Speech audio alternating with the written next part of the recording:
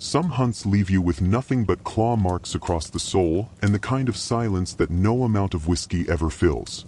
I found her. Luca's niece, cold, bruised, half-starved, but alive, curled up in the back of a cave surrounded by bones that weren't all animal. Somehow, the damn thing had kept her alive, like it was waiting for something, or maybe saving her for last. And her parents? I found pieces, clothing, and battery-dead iPhones. So I brought back what I could.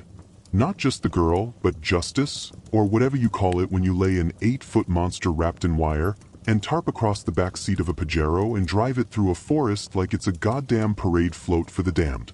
Luca didn't cry when he saw it. He just gave me a hug and some damn good money. Ex-Corporal Dawson here reporting the incident. November 17, 2022, El Paso, my old crumbling apartment. I was 3 beers deep, sitting in boxer shorts, watching some overwrought HBO show where rich people cried on cliffs and cheated on each other in houses made entirely of windows. Not the Steve Harvey show this time. I'd upgraded to trauma with subtitles and string quartets. These people had emotional breakdowns over missing dinner reservations. I once had an emotional breakdown because I ran out of buckshot during a vampire nest raid. Not the same. Still, I was feeling alright for once. Not good, let's not start buying scented candles, but better. Nevada taught me something I didn't expect to learn after years of broken fingers and sniper school: patience. The kind that doesn't come easy to a guy who usually looks for fast-forward solutions to life, hookups over love or automatic weapons over skilled hunting. That last solo hunt was a lesson: Dogman case, full moon, and backup. But I didn't rush it. I waited, watched, made the shot count, and to be honest, it was Mr. Waltz that taught me how to mark cryptids. I'd even started to breathe slower, and that was new. And that's when I scored and cleaned up the leaking skull. It sat on my desk like a broken trophy from a war no one believed in. Cracked snout, puncture marks in the lower jaw where my silvered bowie went in hard. Looked like a wolf mated with a demon. I'd bleached it, wired the jaw shut, and set it under a yellow desk lamp that made it look like a Halloween decoration. Next to it, 2 spent silver core rounds, an empty can of Shiner Bock, and my busted Garmin with the screen still bloodstained from where I'd face-planted during the chase. That desk was my version of a chapel. And just outside my garage, the other holy relic, my Royal Enfield Bullet 500. After dragging my ass across 1,800 kilometers of desert, forest, and ghost town gravel roads, the poor bike had gone full protest mode. The clutch was sticky. The front fork was bent like a question mark. The fuel gauge had just given up trying to guess. But I'd started fixing it again. Replaced the chain. Tightened the clutch plates. Even re-greased the spokes while watching reruns of Deadliest Warrior. Something about doing bike work with bloody knuckles made life feel less fake. Love life had been strange. Cindy showed up wearing a rubber dogman mask, banging on my window at midnight like she thought near-death jokes were foreplay.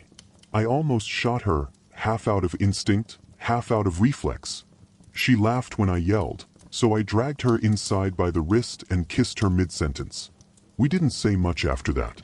She left at 2 a.m., shirt half-buttoned, hair tangled, and eyes darker than usual. "Don't call me unless something's bleeding," she'd said before shutting the car door. So I didn't. $50,000 if you can find my family.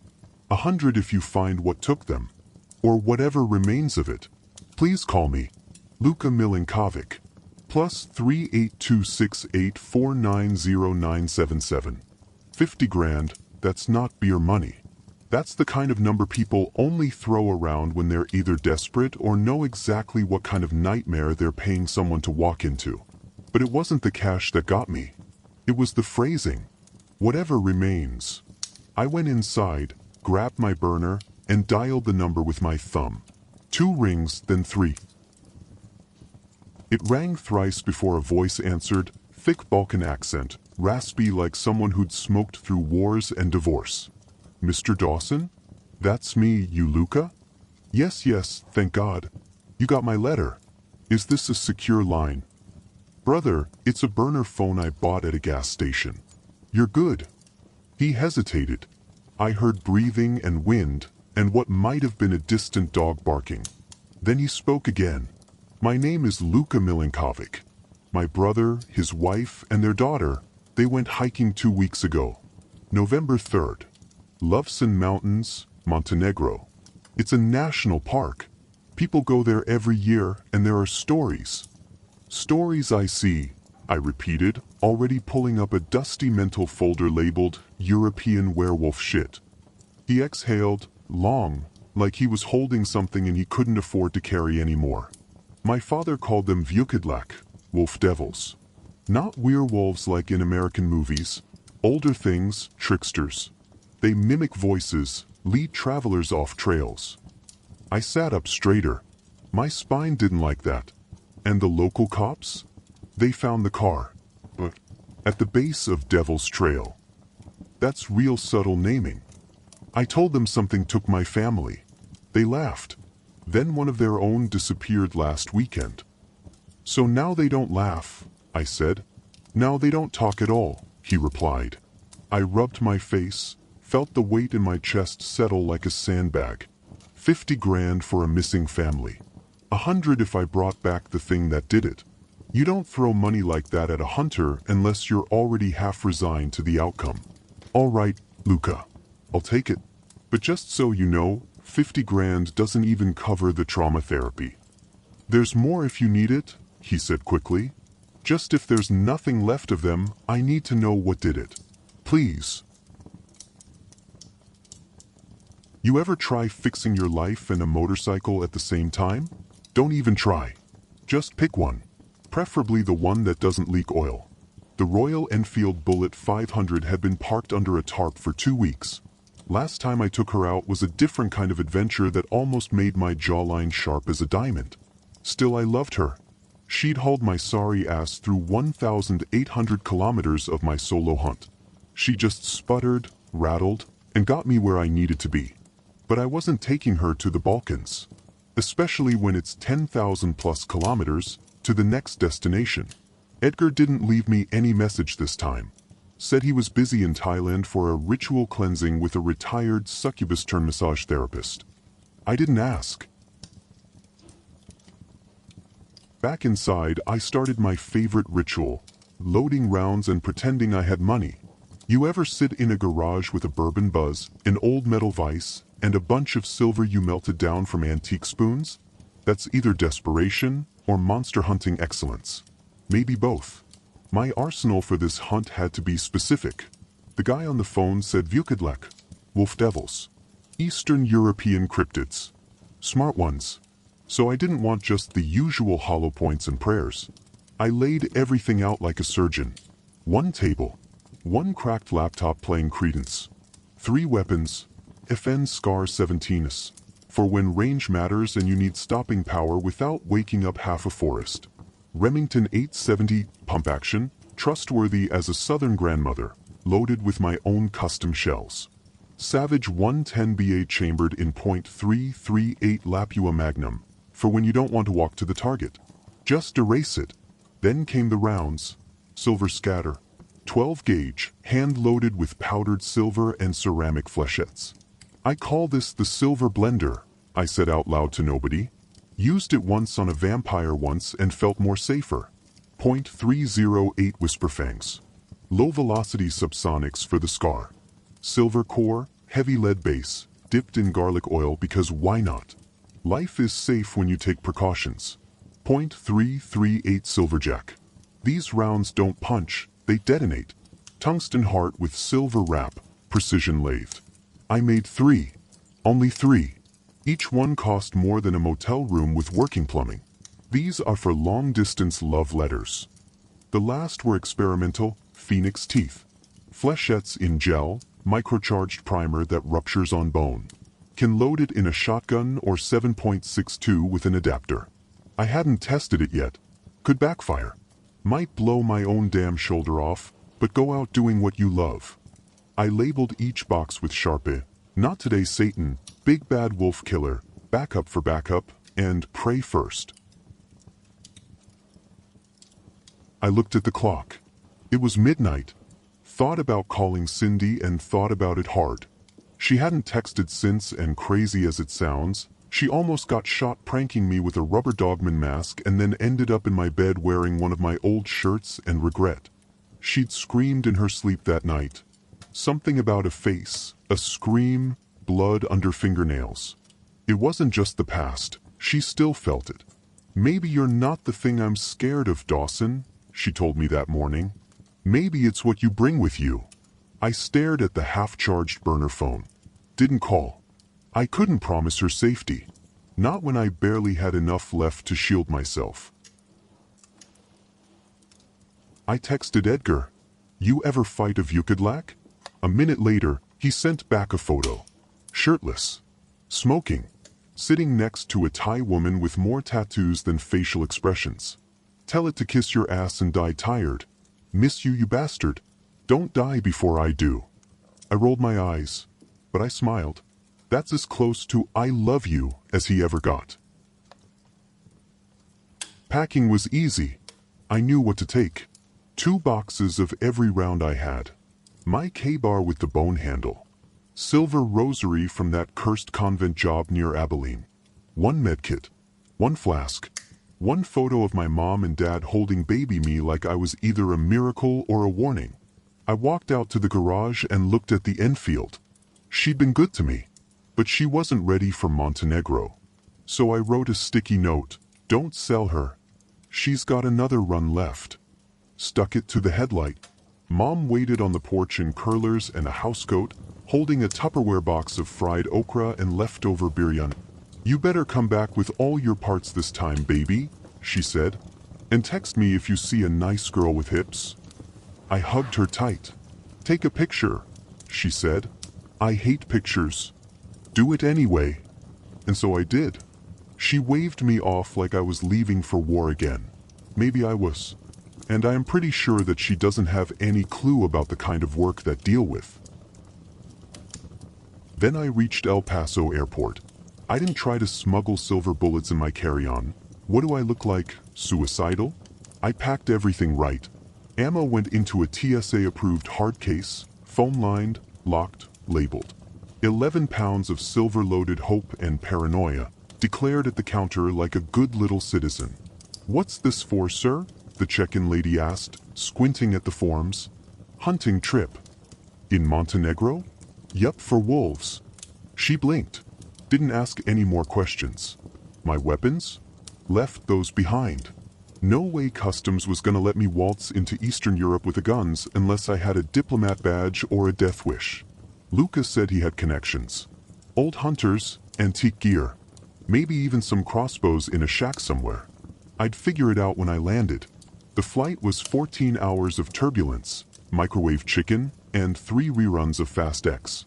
I didn't sleep. Not really. Dreamed of wolves chewing on something that looked like a wedding ring. Cindy's voice echoing in the trees. Same old fucked dreams up haunting me again. After all the years that went, I was still not dreaming normal. My dad's Chevy spinning off a cliff. I woke up with dried blood in my nose. Then I checked my burner phone. Luca had texted 1 word. "Hurry." The airport in Podgorica was a far cry from the concrete chaos of El Paso. Less buzz and bustle, more gray melancholy soaked in the bones of the runway. As the plane descended, clouds loomed like dense slabs of slate and the sky went from overcast to downright biblical in its gloom. By the time the wheels hissed against the rain-glazed concrete, the world outside looked like it belonged to another century, one carved out of cold stone and orthodox sorrow. We taxied in silence, no music, no announcements, just the weight of jet engines winding down and the occasional cough of someone too tired to fake optimism.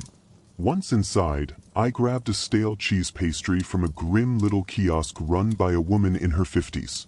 I downed it standing next to a vending machine full of Balkan soda brands I couldn't pronounce and took in the terminal.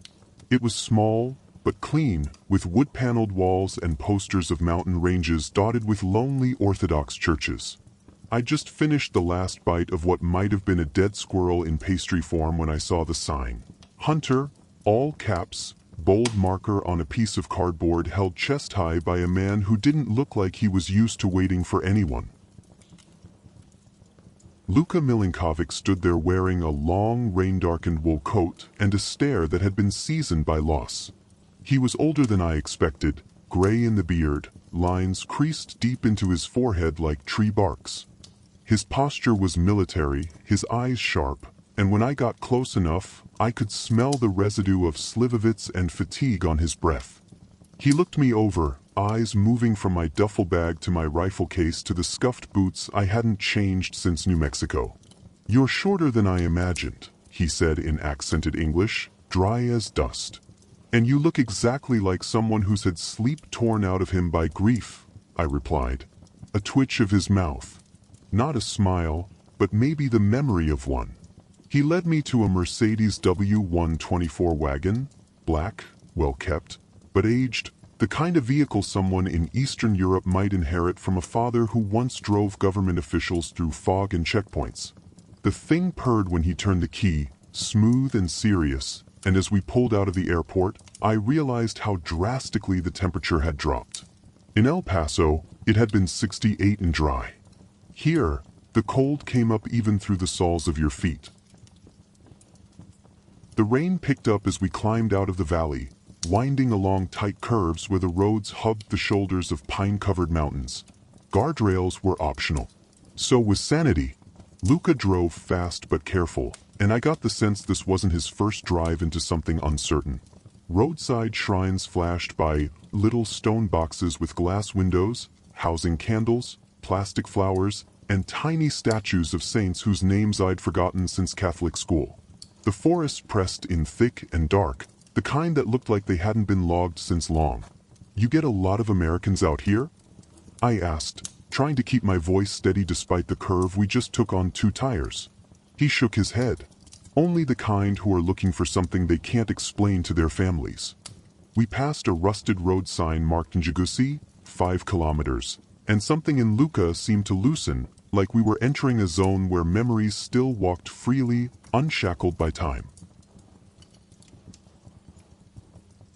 "I wasn't supposed to call you," he said after a minute.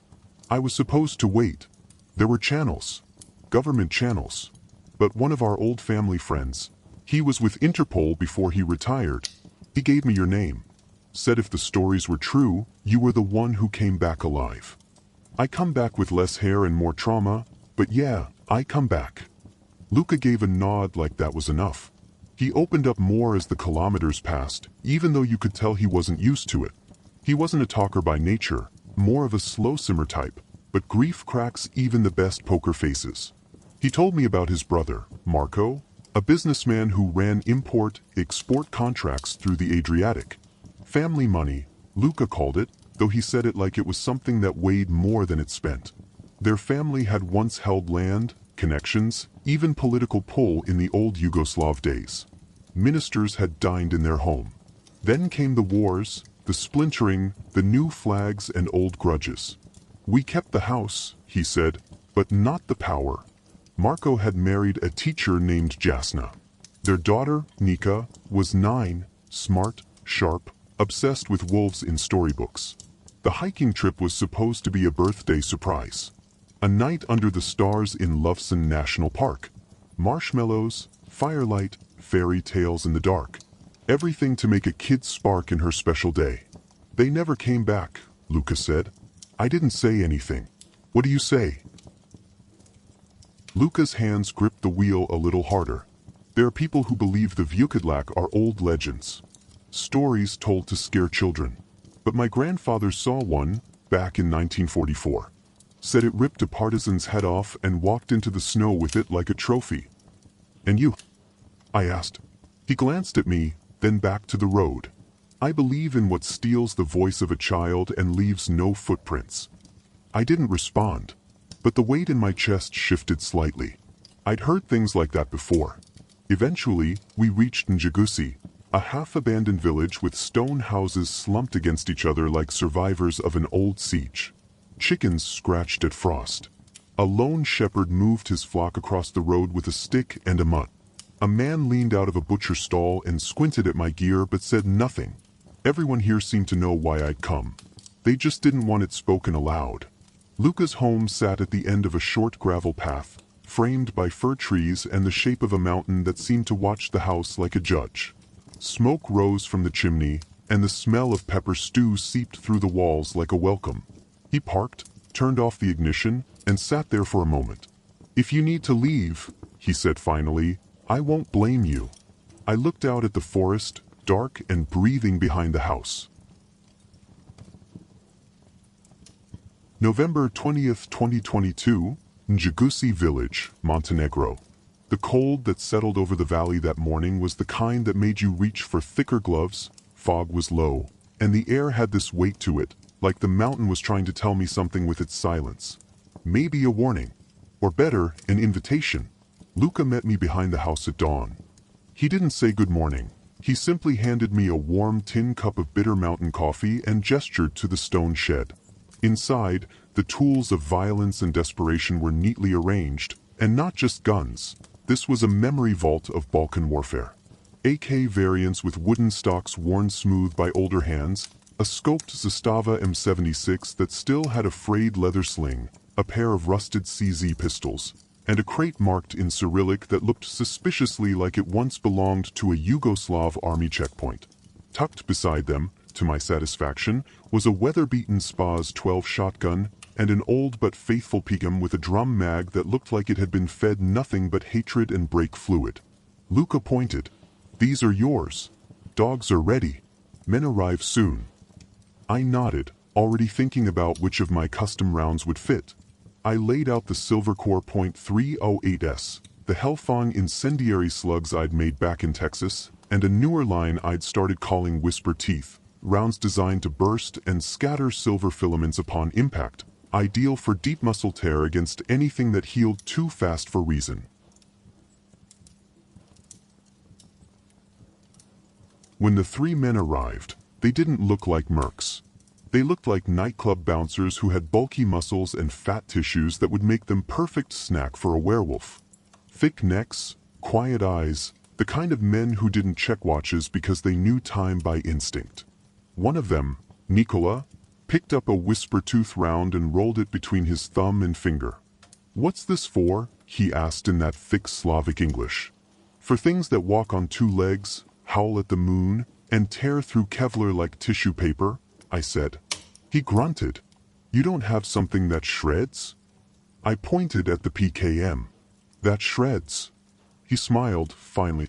Luca returned with the dogs, 2 German shepherds and 1 lean Carpathian shepherd, all dark fur and nervous energy. Muzzles twitching, ears sharp, like they already knew what we were going after. Luca handed me a folder with satellite printouts, a laminated park trail map marked in red, and a black USB with 2 video clips on it. "This is where they were last seen," he said. "My brother's phone pinged here, 3:41 p.m., November 3rd. They called me. Only once screaming and something else." "What do you mean, something else?" I asked. He hesitated, like pulling a memory through barbed wire. Something growled and howled at the same time. We made final checks. Gear slung, ammo strapped, coordinates fed into the GPS tracker, which blinked a red dot in the middle of a forest zone called Vukodlak, Wolf's Gorge. Because of course that's what it would be called. At exactly 0837 hours, we set out in Luca's Land Rover and a second Mitsubishi Pajero. Weather -1 degree Celsius, fog density at 40%, light snow beginning. Visibility, short, but not impossible. Distance to primary search point, 17.4 kilometers off-road. The wheels gripped hard as we left the last recognizable gravel track behind us, bouncing over ice-slick roots and half-buried stones while the mountains opened like a cracked jaw, the old Land Rover taking it with that beast of an engine, and the Pajero behind us humming. The sun hadn't come up yet. Fog hung like breath too afraid to rise, weighing the forest in silence, while the trees stood thick and black on either side like pillars holding up nothing. No birds, no breeze, just rubber on frostbitten earth and the occasional bark from one of the dogs behind us, short, nervous yelps that even they seemed embarrassed about. It took us a full hour to cover the first 6 kilometers, the forest swallowing any sign of civilization and replacing it with ancient rocks and gnarly branches that looked more like fingers than limbs. And by the time we parked the vehicles under the wide arms of a collapsed pine and geared up, the dogs had gone nearly mute, noses twitching at things I couldn't see and didn't want to. The Carpathian shepherd in particular kept turning in small circles, sniffing one direction then changing its mind, ears low like it could hear something we couldn't, a pressure or a presence that registered just below the conscious brain. We checked and rechecked gear under the fading hum of the Pajero's engine as it cooled. Nikola took point again, his PKM slung across his chest like a baby he loved but didn't trust, while Jovan and Elijah adjusted their vests and silently loaded spare mags. I pulled the Spaz 12 from its sheath on the Land Rover's seat and loaded 6 whisper teeth shells, each designed with a silver filament charge that could punch a fist-sized cavity into a beast and lace its blood with burning metal splinters. A comforting weight in my hands, solid and simple. Luca handed me the last printout again as we gathered around the hood of the Pajero. A satellite snapshot, 2 red pins marking the last signal from his brother's phone and a topographical bleed of the ridgeline leading toward a natural bottleneck. That's where we'd start. The call came through here, he said, tapping the page. Just past a turn locals call the Devil's Elbow. There is no path beyond that. Just markers, maybe goat trails. We moved in at 0837 hours, boots sinking slightly into the frosted carpet of needles and rotted leaves. No trail to follow, just instinct, coordinates, and decades of military training stitched into our spines. The air was dry, biting, and still smelled faintly like burned wood. At first the walking felt natural, quiet crunches, breath misting in front of us, rifles slung but not forgotten.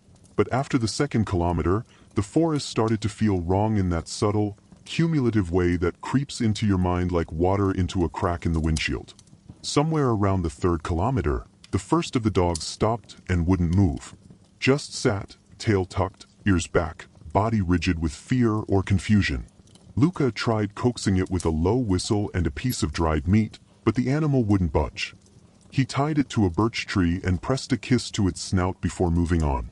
I caught his eyes as he turned back. He knew the dog wouldn't survive the night. The woods thickened around us like it was closing in, not physically, but rhythmically, like it beat slower than our own hearts. Elijah was the first to say it, his breath fogging in little puffs. We've circled. That's the same tree. We paused, I checked my chalk marks. Sure enough, one of them was there. The white line faded into bark. GPS was still dead. Compass jittered. Even the snow had started to twist when it fell, not straight, but spiraling down in slow, dizzying loops that left your eyes strained and your depth judgment rattled. I began marking the path again, every 50 meters now, short diagonal lines on opposing trees, trying to create a breadcrumb trail we could double back on. 20 minutes later, one of my earlier marks had vanished. It felt like the forest was playing fuckling tricks. Around the 5th kilometer, the signs began. Just like in every horror movie, first came the drag marks, parallel grooves pressed into the soil like something had been pulled with weight and intention, partially buried by days of frost but fresh enough in the shaded valleys that the topsoil was still disturbed. As we walked past the dense tree line, at every 10 to 30 meters, we saw blood or rotten flesh of some kind. Jovan said nothing, just touched his cross and moved past it, but the dogs started pulling their leads tighter, pressing against our backs like they didn't trust us to keep them safe anymore. Then came the fabric. Caught in a bush, a blue nylon sleeve, kid-sized, part of a jacket we'd seen in Luca's old photos.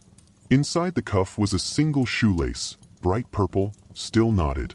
I passed it to Luca without a word. He held it for a while, nodded once, and tucked it into the chest of his coat. Just before noon, the dogs stopped completely. They refused to move. One lay flat and began to whimper. Another curled its tail under and stared east. The third barked once, a sharp, panicked sound, then bit at its own leash. I looked at Luca. He nodded slowly, reached down, and unlatched their harnesses. Let them choose. Only one stayed with us. The rest vanished between the trees. We pushed on. The terrain narrowed, steep rock ridges on either side, brush thicker, frost clinging harder. Above us, the ridge lines split into fingers. Luca checked the satellite map again. 200 meters, he said. Should see trail camp, last ping. At 1,234 hours, we reached a break in the forest where the ground sloped into a natural basin. In its center sat the remains of a fire pit long gone cold. Surrounding it were half-buried scraps. A thermal mat, part of a cooking canister, a child's juice box turned brittle with cold, one boot, no foot inside. I scanned the tree line. Found fresh claw marks on a pine above my head. 2 high with 3 slashes, clean through bark and deep enough to bleed sap. I stepped forward and knelt by the fire pit, brushing away snow to find a small metal plate, engraved with a family crest, Luca's family crest. He didn't say a word. The forest had grown quieter than it should have been, and as I looked around at the frozen ground, the busted gear, and the sky, I had the distinct and sudden feeling that something out there had been watching us long before we arrived, and it wasn't the trees. The fire had died around 3:13 a.m., and the embers gave off a last weak breath of heat before we were swallowed back into full dark. The air grew colder, tighter, like the trees were closing in. The forest went dead quiet again. It wasn't natural. The only dog left let out a short, sharp whine and slinked behind my boots. That should have been my warning. But Elijah had just started a story about a girl in his village who vanished near the cliffs years ago. He was chewing dried venison, and I remember because he choked a bit when it happened. A rush, a blur, a scream, and then Elijah was gone.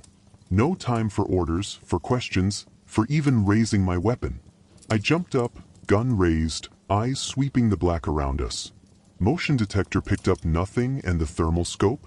Nothing but cold green trees. Whatever it was moved too fast, or didn't give off heat at all. The whisper of broken pine needles and the smell of iron were the only trace it left. Jovan and Nikola stood paralyzed. I moved in, shouted Elijah's name. Found his boot. Still laced, blood inside, but no foot, no blood trail either, just disturbed snow and silence thick enough to chew. Then Luca stumbled, nearly going down like a puppet yanked by a wire, as if something invisible had rammed into him. I turned fast, gun up, eyes scanning. And just for a second I saw it. The rosary on my barrel gleamed in the moonlight, catching the glint of something tall and fast moving in the trees, a sickening smell hitting me hard, like rotten flesh, like the same old scent.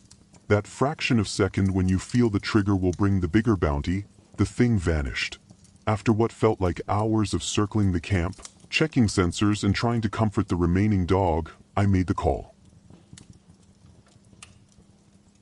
Luca, you can't stay out here. If we lose you too, this thing wins. I need you alive. Clients come home, they don't vanish into legend. He didn't speak for a while. Then, finally, he nodded. But Jovan stays with you. Fair enough by me. By first light, we packed. Luca left with Nikola, heading back with one of the dogs, bloodshot and bitter. He didn't want to go, but he understood. I watched them disappear down the snow track, Land Rover engine coughing in the cold. And just like that, I was down to one man, one dog, and a trail of vanishings thicker than fog. By 7:20 a.m., Jovan and I geared up and started moving east toward the ravine zone that Luca had marked from the last coordinates. A gully descent met us at the tree line, moss-covered stone underfoot, every step a gamble between slick rock and freezing mud. The sun pierced the canopy in fractured streaks, weak and gold. Then we saw prints for the first time. The legends of the land were true all along. Long, bipedal, 6 digits. Backward heel, same creature type from Nevada? I'm not sure yet. Further down the path, past a stream trickling half-frozen through limestone, we found a scrap of pink fabric dangling from a branch. Synthetic, torn from a jacket, child-sized. Jovan stopped in his tracks, staring at it for a long time. He didn't speak, but his breathing shifted. He took out the scarf Nika used to wear and gripped it tight. We pressed on. At 9:40 a.m., we heard a voice. "Tata Tata, where are you?" Faint, directionless, a little girl's voice, softer than breath. Jovan froze. That was her. "Are you even listening? That's her." "Shut up your smelly mouth," I said. I loaded whisper teeth into the spa's 12. "Whatever's out here knows what matters to you. It's luring us." We double back around and come in from the southeast, like the map shows. We moved out, terrain getting worse. Thorned underbrush, snow slick, fallen trees. I spotted another piece of cloth, this one soaked in what looked like blood, crusted in the seams. Jovan retrieved it without a word. Around 10:20 a.m., we reached a hollow that might have once been a campsite. Burned out fire, bent utensils, a child's toy buried in the frost. And then, beneath a mound of disturbed snow, we uncovered a half-collapsed cave mouth. Rot stung the air. Something had lived or died there. Jovan raised his rifle. I looked at him. He answered with a nod, pointing the gun to the direction of the smell. The cave mouth yawned before us, dark and rotten like the world's forgotten lung. Jovan went in first, rifle raised, careful steps echoing off ancient limestone. I followed close behind, Spas 12 ready, flashlight clipped tight to the barrel. The cold inside was different than the forest chill. It was older, heavier, like stepping into the lungs of a corpse that hadn't been exhaled in centuries. About 50 feet in, the passage narrowed to a crawl space. Moss grew in patches along the rocks, slick and black. My boots slipped more than once, and each time my gut told me we were not alone. We passed through a narrow corridor that opened into a hollow dome chamber. A pool of stagnant water reflected our beams back at us, greenish, still, almost too still. That's when I saw it. Not in front of me, not with my eyes. I saw its shape reflected in the pool just as I was stepping forward. A silhouette above, crouched, long limbs, head tilted like a bat. I had just enough instinct left to yank Jovan backward and swing the barrel of the Spas 12 up. I fired. The blast lit the cave. Rock dust rained down. The thing vanished. Gone like vapor. No blood, no trace, no sound. Just that smell again. Wet fur, decay, old copper. We scrambled back into formation, covering angles. The cave turned into a descent, twisting into steeper paths, light slowly swallowed. Both our heads started pounding, not like altitude sickness, but something deeper. Pressure behind the eyes. We weren't just being hunted. We were being watched through a filter that was pushing into our skulls.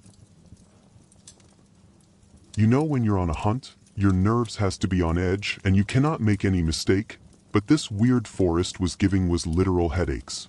Pain was crawling up in every part of the brain. And then shit happened. Around a bend, we saw Elijah standing alive. Or at least that's what the thing wanted us to believe. He was barefoot, his uniform torn, body twitching slightly like a puppet on two tight strings. "Help me please," he croaked, voice weak and distant. "Help me please." Jovan froze. I knew what that was. We have to help him. Jovan started forward. I hold him by the shoulder, just in time to make him stop approaching. I chambered around.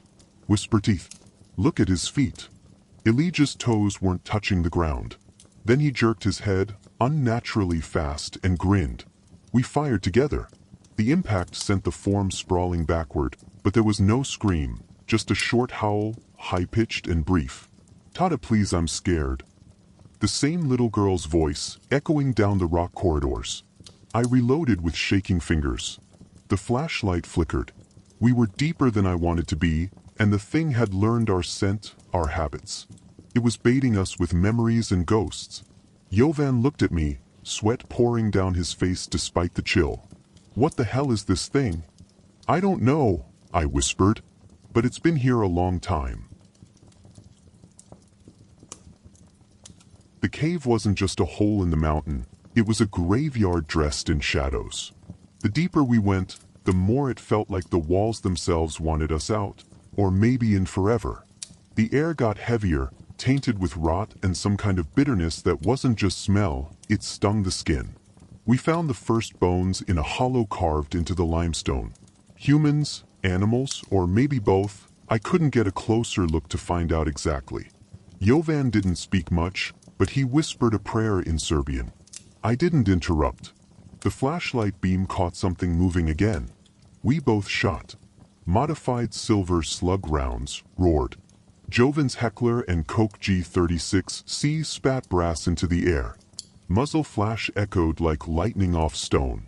We kept moving. Behind every wall was a shadow that looked like Elijah, or something worse. Then there in the far corner, tucked between an outcrop and a stone basin, was a girl. She was shivering, thin and dirt-smeared, wrapped in barely a piece of blanket.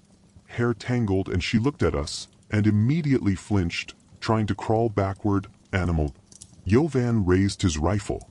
Wait, don't do, I said. We don't know if it's real. He hesitated, and I moved forward with my spas, 12 leveled. Her eyes widened, she whimpered. Please don't, please. That voice, raw, human and real for sure. She sobbed, barely able to speak. Jovan dropped to his knee, keeping his distance. What's your name? She muttered through tears. He swallowed. Nika Milinkovic? I lowered my gun and pulled out my jacket. We wrapped her up quickly. Her skin was like ice. Not all of her bruises were old. We didn't have time for questions. Something roared behind us, not loud, but guttural, like a furnace screaming through teeth. We move now, I said. The path back was hell. Whatever lived in those caves had noticed we stole its prize. The girl was trembling. I carried her while Jovan covered us with the G36C. The lights flickered. Our motion sensors danced like mad. I saw the creature twice, once above the ledge, once behind a column. Never fully, just enough to remind us we were targets. We fired back constantly, on instinct, on panic. My Mossberg 590A1 bucked in my hand with silver scatter rounds. Jovan's rifle barked hot lead until the air smelled like fire and brass. Then came the jump. A sharp bend in the tunnel narrowed to a bridge over a chasm. I crossed first, holding Nika. Behind me, I heard a scream. The thing had charged from above, finally revealing itself, twisted, caning, with hands too human and a body covered in slick black fur. But its eyes, they weren't animal. They stared into you. I turned, slipped Nika behind the boulder, and fired wildly. Rounds sparked off the rock. One hit a crumbling piece above. The whole boulder dropped straight onto the creature's leg as it leapt. It howled, but we didn't stop. Jovan screamed, "Take this bastard!"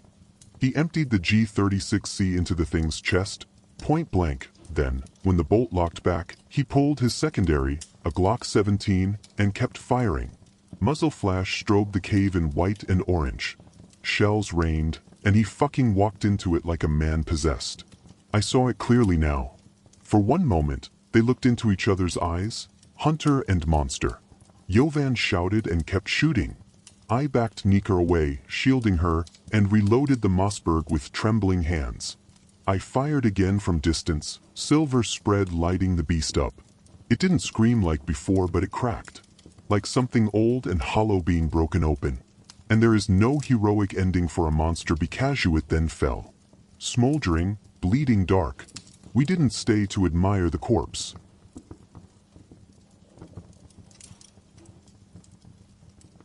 You'd think dragging a 400-pound monster wrapped in a tarp and barbed silver wire through 2 kilometers of wet Balkan forest would be the worst part. It wasn't. Not even close. The damn thing stank like burning teeth and sour meat, and every time I tightened the cords, I swore I felt the mass twitch, maybe a nerve or maybe my own nerves.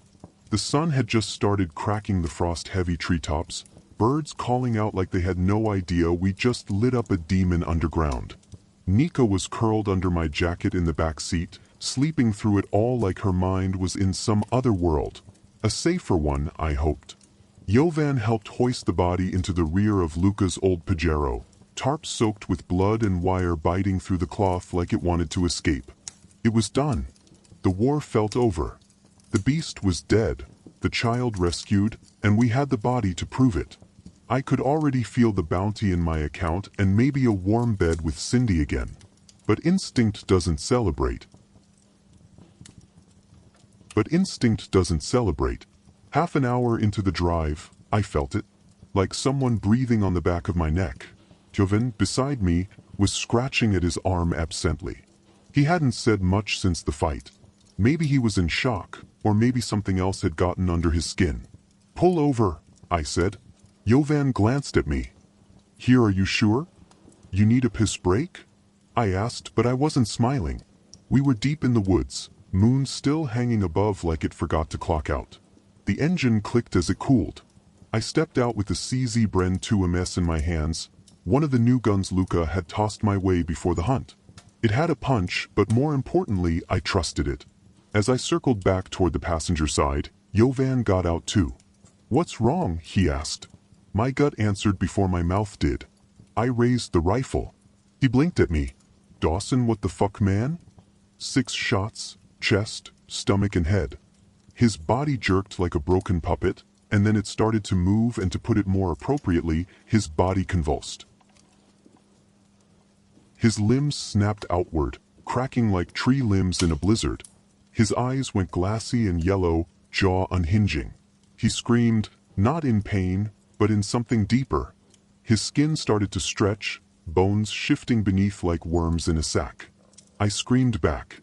The Spaz 12 came up, and with the last silver shell loaded, I blasted his skull open like a gourd under a sledge. His body dropped hard, twitching for another 10 seconds. Then it went still. I stood there panting, the CZ clattering from my shaking hands, and looked over at the car. Nika was still asleep in the back. I was alone again. I drove through the dense forest with one hand on the wheel, the other gripping the Bren 2MS laid across the dashboard, my cross still gleaming under the moonlight. Nika was still wrapped in my jacket in the passenger seat, her little fingers twitching in sleep, face pale but finally at peace. And just behind us, roped down in a tangle of tarp, silver wire, and blood, the corpse of the thing we had hunted. The other corpse was Jovan. The moon was gone now. The sun hadn't broken yet, but the sky was fading from black to that tired, bruised blue that means morning's around the corner. Trees blurred by on either side, their silhouettes hunched like old monks, and the tires of the Pajero chewed the damp gravel like it owed them money. Birds had begun their chorus, but it didn't feel like peace. It felt like a warning. My hands were slick on the steering wheel, not from blood but from the kind of sweat that rises when your body knows something your mind hasn't accepted yet. I couldn't stop thinking about Jovan, about how fast he turned. 1 minute, we were brothers in survival, guns drawn, bodies aching, watching each other's backs. The next, he was a thing, or becoming one. I didn't know how to define that moment. I just knew the look in his eye was the same I'd seen in Nevada, when that Leakin caught the last of its breath and glared at me, silver blind and dying. There's something in that stare, like they know you, like they recognize the killer in you and maybe accept it. Jovan didn't scream. He didn't curse. His last act as a man was to look confused, to blink, scratch his arm, and die without even knowing he was dying. I wish I could say I hesitated, but I didn't. And that's what haunted me most. I kept the speed steady. Every few seconds, I looked back at Nika. The girl was still asleep. Still alive. She was the reason I'd come this far. And Jovan, maybe he knew. Maybe that's why he stood so close to the fire with me. Some men are born to be protectors. Others get burned trying. The Pajero rumbled across a narrow bridge. A creek hissed beneath us like it remembered the creature's blood had spilled upstream. The tarp in the back groaned as the body shifted slightly on a bend. My knuckles whitened. I didn't believe in ghosts, but sometimes it's not about belief, it's about respect. That thing had killed a family, stalked hunters, mimicked voices, and nearly took the girl. Even dead, it had presence. You ever feel like something's still breathing just behind your shoulder? That's what it felt like. Jovan's Glock was on the floorboard. Still warm, still full of questions. Minutes ago, he was alive. Minutes ago, I was glad he was beside me. Now I was glad I was still alive. And ashamed that I was glad. I gritted my teeth and rolled down the window.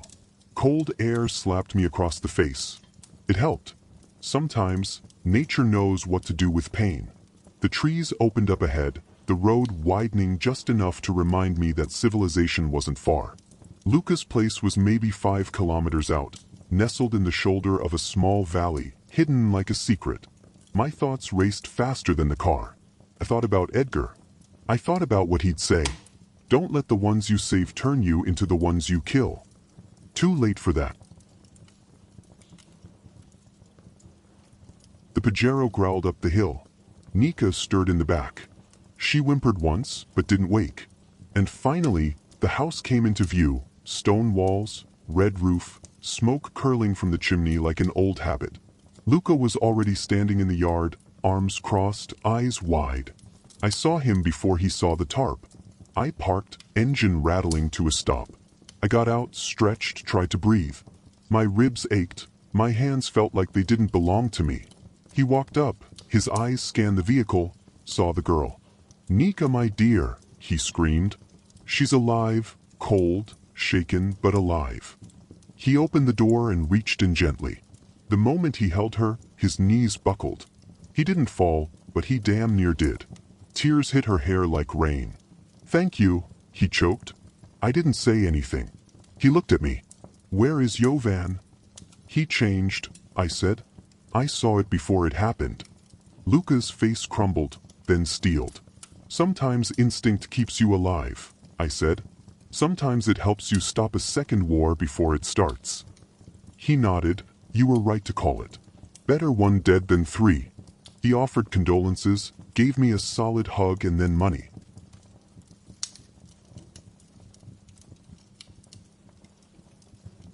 I just stood there for a while, letting the wind pass over me, thinking about Jovan's face, about the forest, about the thing that roared in the dark, and the girl who survived it.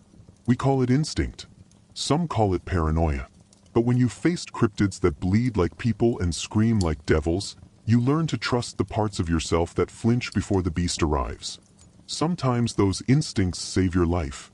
Sometimes they protect what's left of the dream, the American one or someone else's. Either way, this hunt wasn't just about silver rounds or legends. It was about knowing when to shoot and when to walk away. And I was still standing. Just barely, but still standing. If you liked today's episode, show some love and subscribe the channel. Your support means a lot. Thank you very much.